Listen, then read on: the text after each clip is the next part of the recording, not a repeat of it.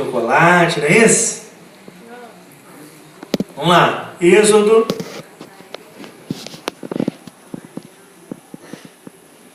12, capítulo 12. Vamos ler o versículo 11. Nós vamos ler agora, amado, a primeira Páscoa registrada na Bíblia. A primeira Páscoa registrada na Bíblia. Êxodo, capítulo 12, versículo 11. Se você já encontrou, diga amém. Amém. Amém.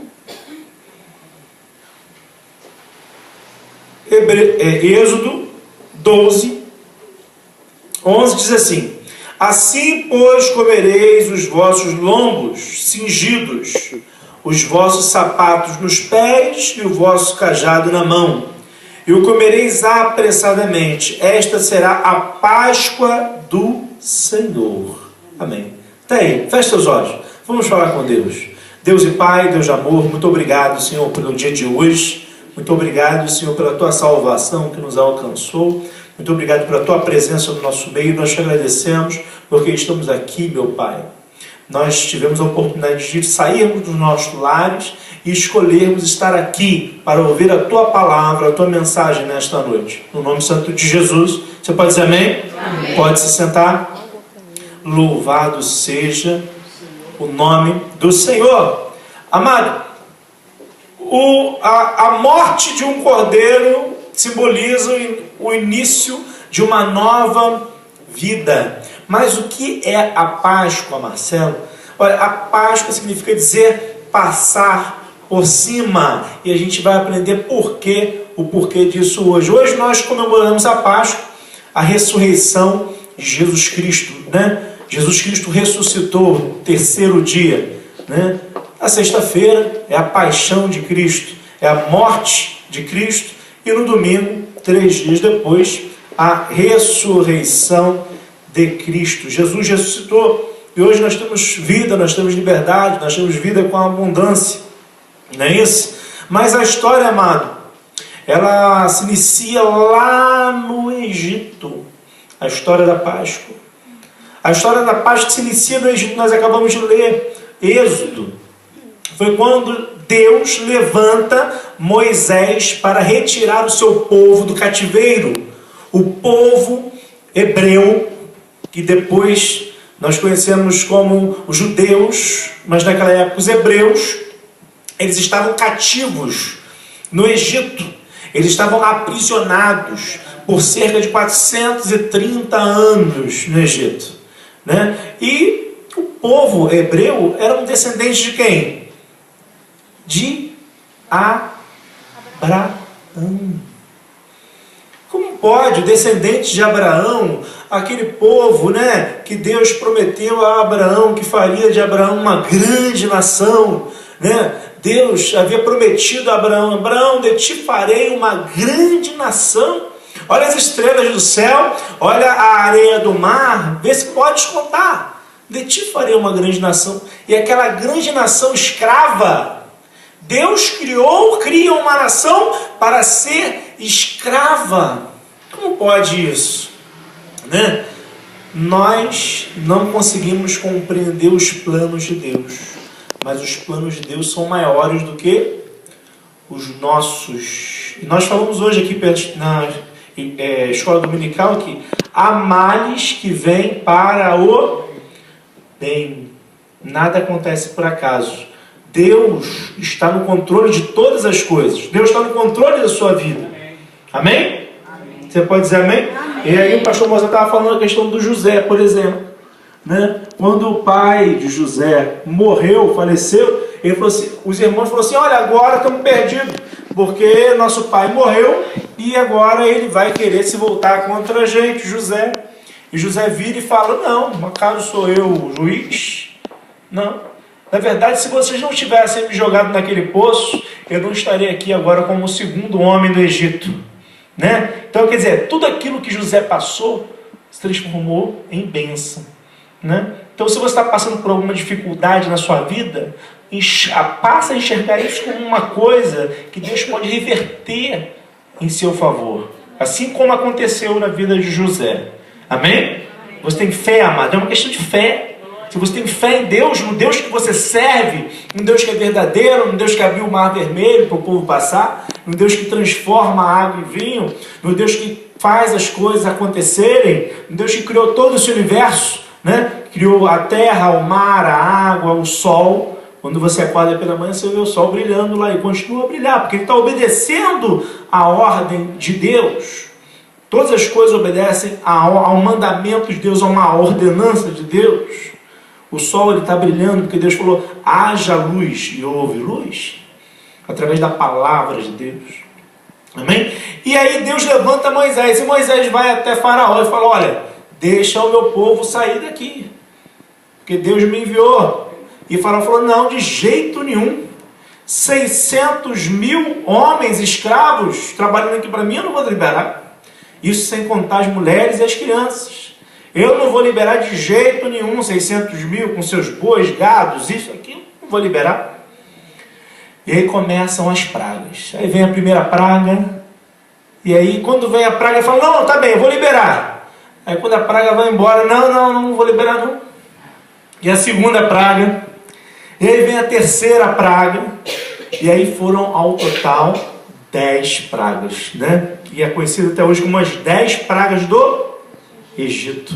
As 10 pragas do Egito. Sendo que na última praga, mano, Deus falou o seguinte, olha, agora é o seguinte, nós vamos fazer o seguinte. Ele não vai libertar o povo. Não vai libertar o povo. O povo já estava ali 430 anos. Você imagina a pessoa contender contra Deus? Deus falou, liberta. Não vou libertar. Peraí, Ele é Deus. Como é que você vai falar para Deus que não vai fazer uma coisa? Mas o coração dele estava endurecido. A palavra de Deus diz isso. E ele não quis libertar o povo. E aí a última praga é justamente a palavra de hoje, é a Páscoa. E o que acontece? Deus institui a Páscoa, que é o que a gente acabou de ler.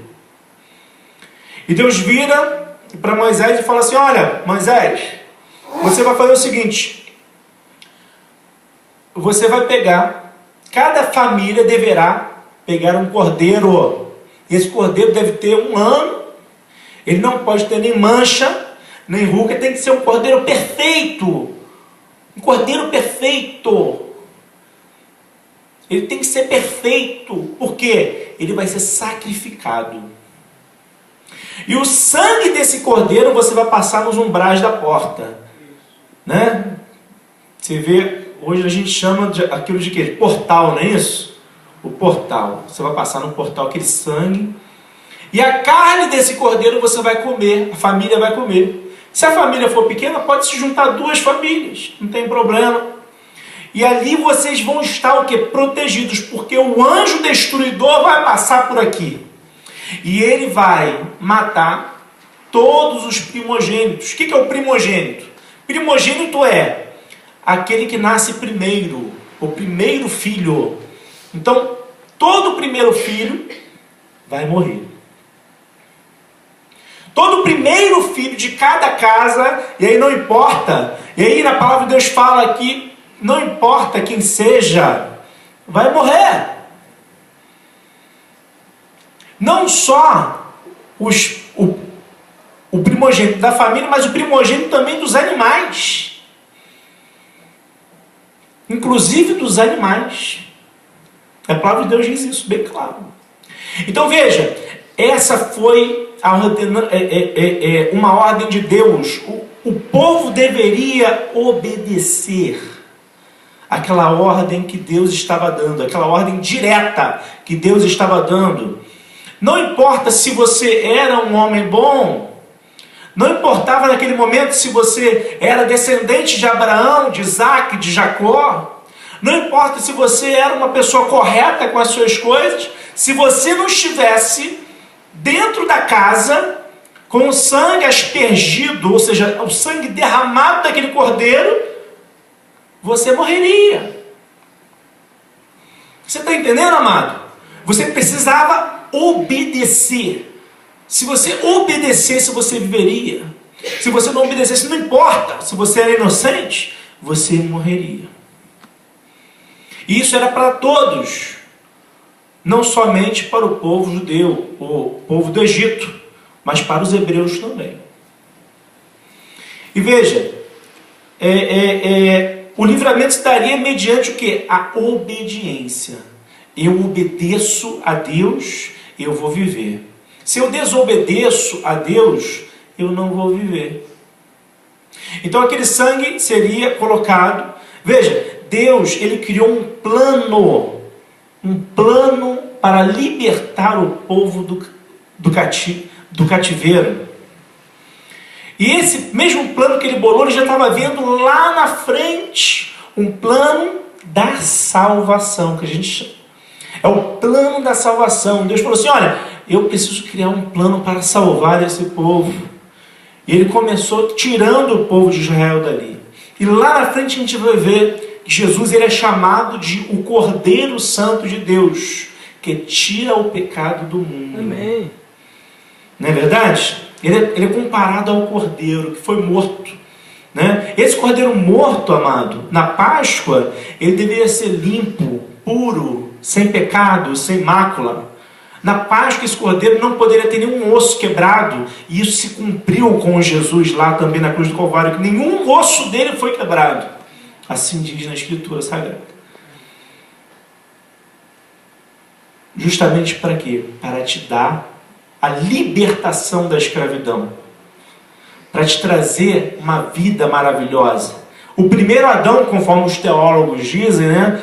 O primeiro Adão, ele errou. O segundo Adão não poderia errar. Eles falam, o segundo Adão é o próprio Jesus. Né? Quem Deus levantaria para corrigir um erro cometido pelo primeiro Adão lá na frente, no Éden? Né? Quem Deus levantaria? O homem é falho, o homem ia falhar, o homem ia pecar. E aí Deus levanta o seu próprio filho, o seu primogênito. Está vendo a semelhança? Né? O primogênito de Deus. E João Batista, quando olha Jesus, né? João Batista, quando vê Jesus, ele diz: eis o Cordeiro de Deus, que tira o pecado do mundo. Como é que João Batista sabia que Jesus ia morrer? Né? Jesus ia morrer para... Né? E João Batista, aquilo foi revelado para ele naquele momento. Eis o Cordeiro de Deus, que tira o pecado do mundo. Né? Então Deus, ele elaborou um plano da salvação, um plano para poder retirar o povo de lá. Ele levanta quem? Moisés. E veja, amado, quando Moisés leva essa mensagem ao povo que estava lá no cativeiro, ninguém pergunta a Moisés, mas me diz uma coisa, por que eu vou fazer isso? Vou matar um cordeiro, né? E a gente vai passar o sangue. Ninguém ficou perguntando para Moisés por que faria isso, por que ele faria isso. A palavra de Deus não relata isso. As pessoas deveriam apenas obedecer a Deus. Ninguém perguntou qual o fundamento jurídico daquilo, ou por qual motivo aquilo estava fazendo. Deus, ele age na nossa vida da forma como ele quer, amado. Amém. Ele vai agir na sua vida na forma como ele quer. E você precisa entregar. E você precisa obedecer. Se você obedecer ao Senhor, ele estará contigo. E o que a gente aprende nesse momento da palavra? A gente aprende que na casa de Deus você está seguro. Se você está dentro da casa de Deus, nenhum mal te sucederá, nem praga alguma chegará à tua tenda, porque você vai estar seguro. Você vai estar compartilhando daquele pão, né? Eles ficaram dentro comendo os pães árduos, comendo ervas amargas, e fica de lembrança até hoje. Por quê? Porque essas ervas estão lembrando como era amarga a escravidão, né, que eles viveram. Para eles não se esquecerem nunca mais disso. E também comia a carne, que simboliza o quê? O corpo de Cristo. E eles fazem isso uma vez por ano, nós fazemos todos os meses. Hoje a nossa Páscoa, amado, não é só no dia de hoje, no domingo de Páscoa, né, uma vez por ano. Mas a nossa Páscoa, na realidade, é todo mês quando o corpo de Cristo aqui se reúne para participar da Santa Ceia do Senhor. Então a gente participa da Santa Ceia do Senhor, a gente come o pão e bebe o vinho, simbolizando o corpo e o sangue de Cristo. E nós estamos confirmando a nossa fé através dessa atitude. Nós estamos falando assim, nós somos de Jesus. Nós estamos com Jesus. Nós pertencemos, estamos dentro da casa, seguros. Nós estamos com Jesus. E nada vai mudar isso. Amém? Chegou o dia decisivo, o toque de recolher. E todos deveriam ir para as suas casas. E as pessoas foram caminhando para os seus lares. E aí, onde tudo aconteceu, ele deveria colocar o sangue. E veja que o sangue, amado, foi colocado do lado de fora, para que todos que passassem pudessem ver que ali estava o sangue, a marca de Cristo. Não estava oculto, não estava escondido, mas pelo contrário, estava do lado de fora. Que você possa mostrar Jesus para o mundo, amado. Dizer, olha, eu tenho a marca de Cristo em mim. Amém. Amém? Você pode declarar, eu tenho a marca de Cristo em mim. Porque se você tiver a marca de Cristo, amado, na sua vida, nenhum mal vai te alcançar.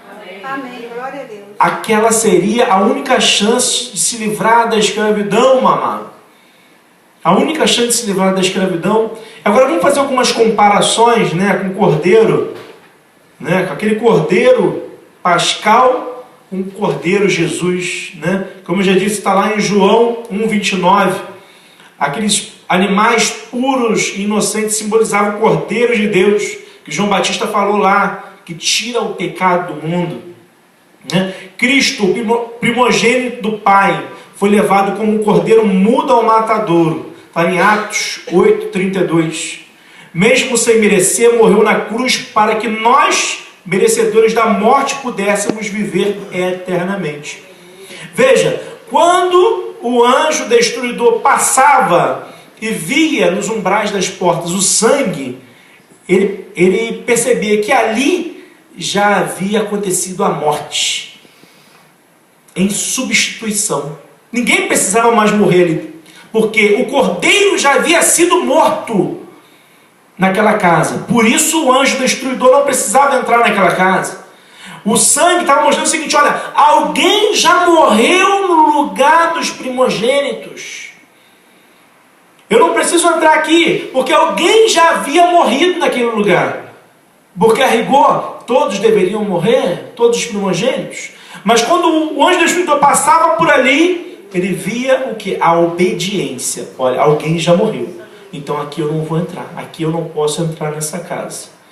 E Jesus, da mesma forma, ele colocou em substituição a cada um de nós. Ele foi o substituto. Ele morreu, o sangue dele, na verdade, como nós deveríamos morrer pelos nossos pecados, pelas nossas falhas. Ele morreu, o sangue dele foi derramado, e o sangue, em semelhança ao cordeiro pascal, um sangue inocente, porque ele não tinha pecado nenhum, ele não teve nenhum osso quebrado. Ele morreu, inclusive, amados, num dia de Páscoa. Vocês sabiam disso? Olha que interessante. Foi no dia de Páscoa que ele morreu. Olha a semelhança. O Cordeiro Santo de Deus morreu para que o sangue dele aspergido pudesse limpar todos os nossos pecados. Por isso você não deve aceitar quando o diabo vem te acusar. Vem falar que você pecou, que você errou, que você não é merecedor. Isso é mentira. Mentira do diabo, porque todos nós somos merecedores, sim. Por quê? Pela graça. Não porque nós fizemos alguma coisa, porque nós somos merecedores pelo sangue de Jesus. Entendeu? Pelo sangue de Jesus. O sangue de Jesus nos limpa de todo o pecado. E a palavra de Deus diz, dos teus pecados não me lembrarei mais. Jogarei no mar do esquecimento. Você é merecedor não porque você fez alguma coisa em troca. Eu falo, você é merecedor porque o sangue de Jesus já te limpou. Você precisa aceitar. Porque se você não estiver dentro da casa, aí você não vai estar seguro. Se você estiver fora da casa, não há momento aqui, amado, para falar, não, peraí que eu vou dar uma chegadinha ali fora, né? Não, olha, infelizmente hoje eu não vou poder participar da Páscoa, porque hoje eu tenho um compromisso, né? Alguém poderia falar isso naquele dia? Não, olha, hoje eu vou ter um compromisso, não vou poder ir à igreja, né? Eu tenho um compromisso, tenho que sair, tenho um compromisso ali. Se ficasse fora da casa, ia morrer, amado. Então hoje não existe para você, amado, esse negócio de você, não, depois eu vou aceitar Jesus. Não, depois eu vou à igreja, depois eu vou... Porque o mundo está aí. Você vai estar seguro. Quando eu falo igreja, não é nessas paredes. É você estar dentro da presença do Senhor. Amém. É você ter o sangue derramado que Jesus já derramou por mim e por você na sua vida, para que todo mundo possa ver. E olha, aquele lá, ó, tem a marca de Cristo. Olha lá o sangue lá de Jesus, olha lá. O sangue de Jesus está marcando ele. Você tem a marca de Jesus na tua vida. Você tem a marca de Jesus na sua vida. E você não pode aceitar nenhuma condenação lá para aqueles que estão em Cristo Jesus, que não andam segundo o conselho dos ímpios. Amém? Amém. Nenhuma condenação para você, porque você não anda segundo o conselho dos ímpios, mas você está na presença do Senhor. Amém? Você pode dizer glória a Deus? Glória a Deus. Aleluia. Pelo sangue fomos comprados, purificados e protegidos. Não existe outro meio de salvação para as nossas almas, senão através do sangue de Jesus. Abra sua Bíblia no livro de Atos, por favor.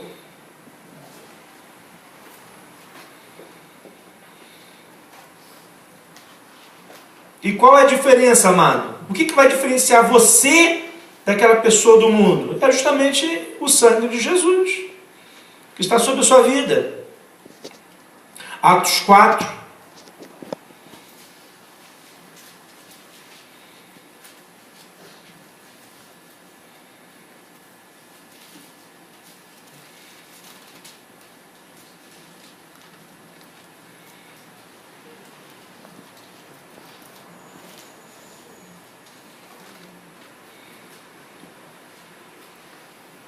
Quem achou, diga amém. Amém.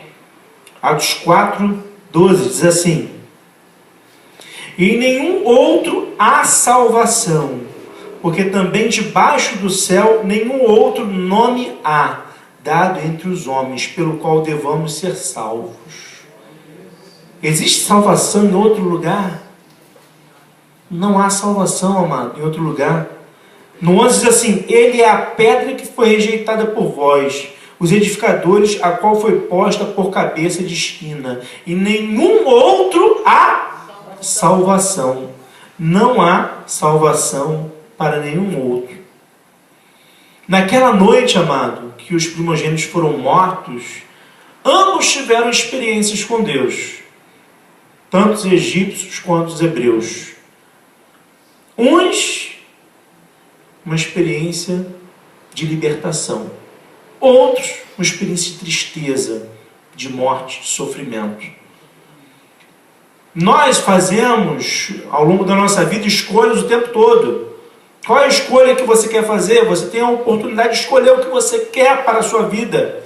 Você tem a oportunidade de falar assim: não, eu quero ficar dentro da casa seguro. Ou não, eu preciso sair porque eu tenho muita coisa para resolver. Ou não, eu quero fazer isso, eu quero fazer aquilo. Você tem a oportunidade de escolher a atitude que você quer tomar, né? Eu quero fazer o certo ou quero fazer o errado. Aquele que saísse de dentro da casa enquanto estava em desobediência a Deus, e encontraria o anjo da morte. Para você ver, amado, né? Até os animais, os primogênitos dos animais foram mortos. Não se tratava ali de bom, uma pessoa boa ou ruim. Até as pessoas que estavam cativos, presos, que estavam fora, foram mortas. Vamos ler essa parte aí agora? Vamos lá. Êxodo, vamos ler essa parte que a gente está comentando, para que a gente não fique só nas palavras, a gente possa ter essa confirmação na palavra de Deus.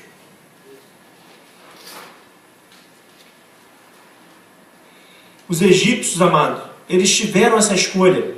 Mesmo diante das pragas que estavam acontecendo, eles continuaram dizendo: eu não vou libertar o povo que está preso, eu não vou libertar os escravos. Eles tiveram a escolha, eles falaram assim: não, eu vou continuar, eu vou enfrentar, não vou libertar os escravos não. Eles vão continuar aqui no cativeiro, eu não quero nem saber de Deus. A gente não ouve muitas vezes as pessoas dizendo isso. De Deus, não quero nem saber de Deus. Né? As pessoas dizem isso claramente, alto. Assim como Faraó. E a gente vê tanta desgraça, tanta praga, tanta coisa ruim, as pessoas continuam dizendo: não quero nem saber de Deus. Né? Vamos ver.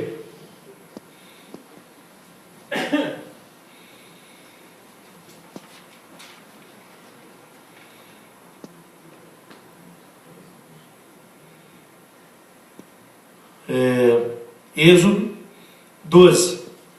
No 3 diz assim, 12, 3. E aí eu vou falando os versículos, tá?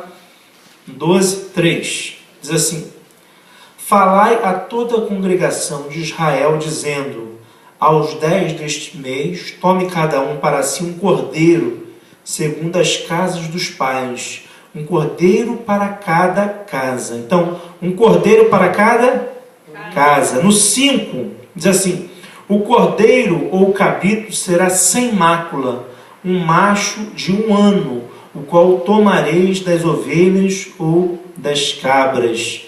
No 7 diz assim: e tomarão do sangue e poloão em ambas as ombreiras e na verga da porta, nas casas em que o comerem.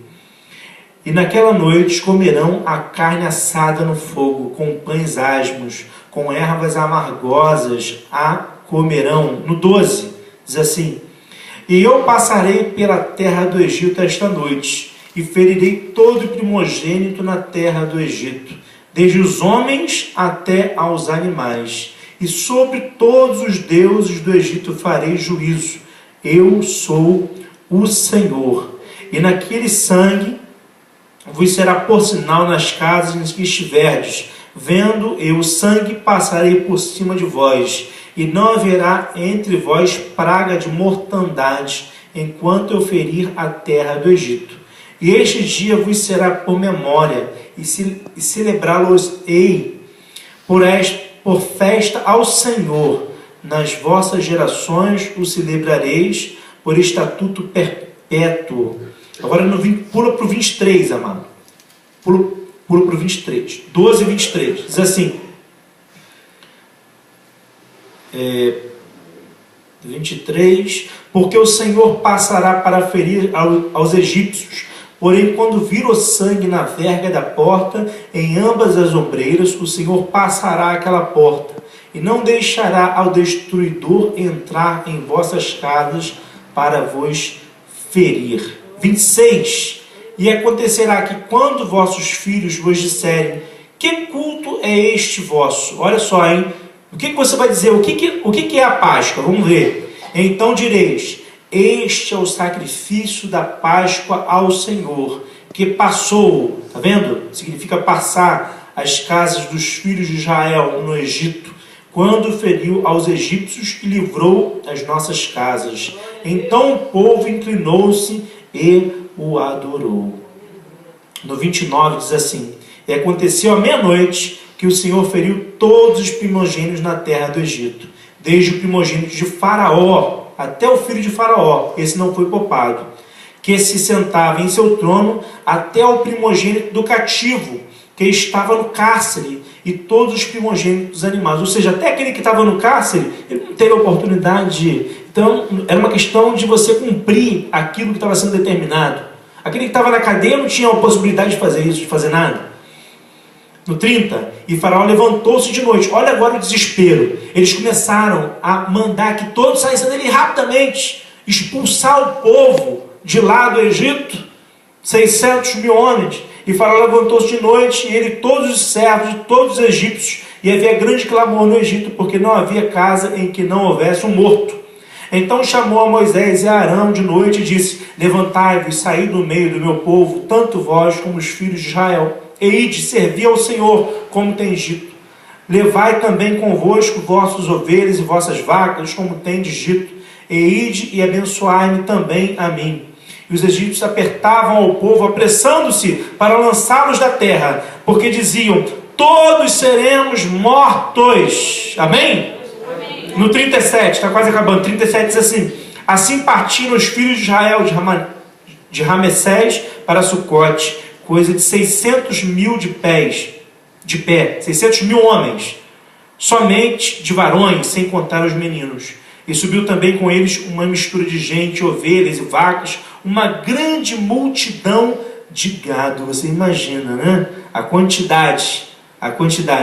No 40 diz assim: o tempo que os filhos de Israel habitaram no Egito foi de 430 anos. No 46, numa casa se comerá, não levarás daquela carne fora da casa, nem dela quebrareis o osso. Ou seja, quando você fizer o sacrifício, não poderá quebrar o osso. E para encerrar, no 51 diz: e aconteceu naquele mesmo dia que o Senhor tirou os filhos de Israel da terra do Egito, segundo os seus exércitos. Amém? Você pode dar uma salva de palmas ao Senhor, amado? Glórias a Deus. Aleluia. Amado, agora eu falo para você. A hora já está passada, hoje nós temos ceia. Nosso Deus, Ele é especialista em libertar as pessoas. Nosso Deus é especialista em libertar pessoas aprisionadas das drogas, pessoas aprisionadas dos vícios, pessoas aprisionadas em qualquer tipo de escravidão. Ele tirou o povo do Egito. Ele libertou eu e você da morte. Enviou seu Filho Jesus. Então Ele pode te libertar também. Eu não sei qual é a opressão que você está vivendo, qual é o momento da sua vida que você está vivendo, mas Ele pode transformar a sua história. Eu falei agora há pouco da história de José, preso injustamente, né? Colocado lá naquele buraco pelos irmãos. A história do povo lá, dos hebreus, Deus diz que vai fazer de Abraão uma grande nação e nós estamos aqui escravos. Não é verdade? Então veja, amado, Deus pode transformar a sua sorte. Deus pode transformar aquilo que está te angustiando, está te escravizando, em bênção para você. Amém. Você precisa estar firme com o Senhor, porque Ele vai ouvir o teu clamor. O povo de Israel demorou 430 anos. Não sei quanto tempo que Deus vai demorar, mas Deus, Ele não vai falhar com você. Porque Ele é um Deus que não falha. Ele vai chegar na hora certa. Na hora certa Ele foi lá e tirou o povo da escravidão. Amém. Na hora certa Ele vai te trazer a libertação, aquilo que você precisa. Você precisa ter fé. Se você ficar fora da casa, você vai morrer. Nós lemos aqui, quem estava fora morreu. O filho de Faraó que estava lá, não vou libertar. Foi a escolha dele. Essa foi a escolha dele. Ele colheu o fruto das suas escolhas. Nós colhemos os frutos das nossas escolhas. Tá certo? Então, amado, você precisa tomar uma posição na tua vida. Olha, eu estou com Jesus, eu sou de Jesus. Não importa as circunstâncias que eu esteja vivendo, eu sou de Jesus. Amém.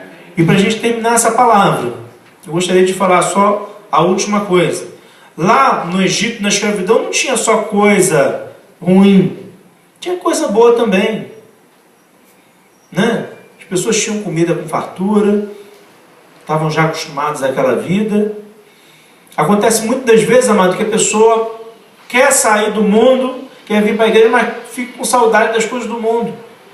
Não tem tempo para você ficar no terreno do inimigo.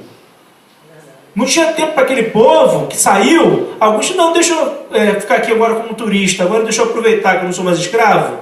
Deixa eu ficar aqui vendo aqui as construções, ficar aqui. Não. Você não tem que ficar mais no terreno do inimigo, não, irmão. Tem que sair. Você tem que seguir em frente. Você não pode voltar atrás.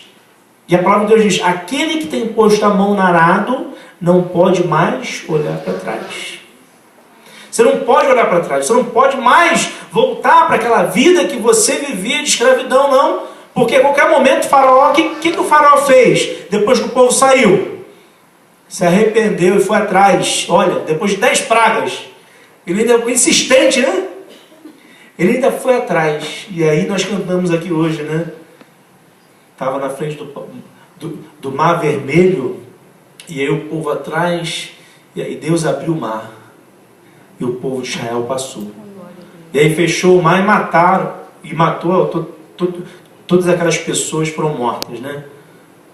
Então, amado, veja, você não tem tempo mais de olhar para trás, porque o mundo está aí. Você precisa seguir para frente, ó. É para frente que se anda. Olha, eu estou aqui numa caminhada. Eu estou com Jesus, eu estou nessa caminhada e eu vou permanecer com Jesus.